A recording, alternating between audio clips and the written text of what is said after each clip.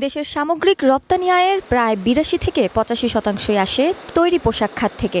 সরকারের কর প্রণোদনা এমনকি নীতিগত নানা সহযোগিতার কারণে ধীরে ধীরে শক্তিশালী হয়ে উঠেছে এই তৈরি পোশাক শিল্প। সম্প্রতি বাজেট নিয়ে এনবিআর-এর এক অনুষ্ঠানে সম্ভাবনাময় অন্যান্য রপ্তানি খাতেও সরকারের সুযোগ সুবিধা বাড়ানোর কথা জানান অর্থমন্ত্রী আমির খসরু মাহমুদ চৌধুরী। তবে খাত সংশ্লিষ্টরা বলছেন, কেবল নীতিগত সুবিধা নয়, রপ্তানি বাড়াতে খাত ভিত্তিক পরিকল্পনা নেওয়া জরুরি।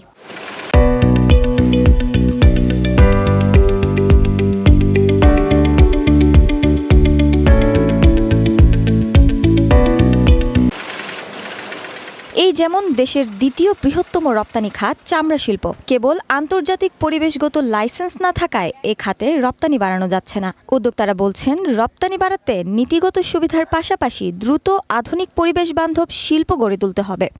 ইটিভির জন্য সরকারের কাছে আমার অনুরোধ থাকবে, তাদেরও লোন দেওয়া উচিত। সবকিছু গেলে ক্লিন ওয়াটার বানায়, ওদেরও ওই ক্লিন ওয়াটার তারা মানে যাতে নদীতে ফেলে দিতে পারে, so that nobody can blame যে আমরা পানি দূষিত করছি। আবার পাট শিল্পের সংকটটাও ভিন্ন। নানা কারণে এখনো বন্ধ দেশের বড় পাটকলগুলো। বহুমুখী পাটপণ্য রপ্তানি বাজারের চাহিদা থাকলেও কেবল কাঁচা পাটের রপ্তানিতেই বেশি মনোযোগী উদ্যোক্তারা।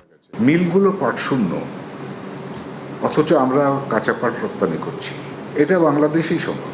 মিলগুলোকে পাট শূন্য রেখে কাঁচা পাট রপ্তানি, এটা বিলাসিতা এবং আত্মঘাতী। অন্যদিকে এলডিসি উত্তরণের পর প্যাটেন্টজনিত কারণে বড় সংকটে পড়তে যাচ্ছে ঔষধ শিল্প। অর্থনীতিবিদরা বলছেন, দেশীয় সুযোগ সুবিধার পাশাপাশি আন্তর্জাতিক যোগাযোগ বাজারজাতকরণেও গুরুত্ব দিতে হবে সরকারকে।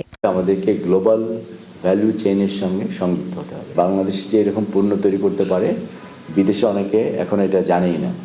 কাজে প্রথমে হইতেছে এই কানেকশনটা তৈরি করতে হবে আমাদেরকে, যে গ্লোবাল সাপ্লাই চেইনের একটা পার্ট আমাদেরকে হতে হবে। সেটা আমরা করতে পারি না। সংশ্লিষ্টরা বলছেন, কোনো আশ্বাস কিংবা ঘোষণা নয়, সরকারকে নিতে হবে কার্যকরী পদক্ষেপ, যা আসতে হবে আগামী বাজেটেই। আশ্বাসের বাস্তবায়ন, সেটা আমাদের অপেক্ষা করতে হবে। শাওন জুই, ওয়ান নিউজ, ঢাকা।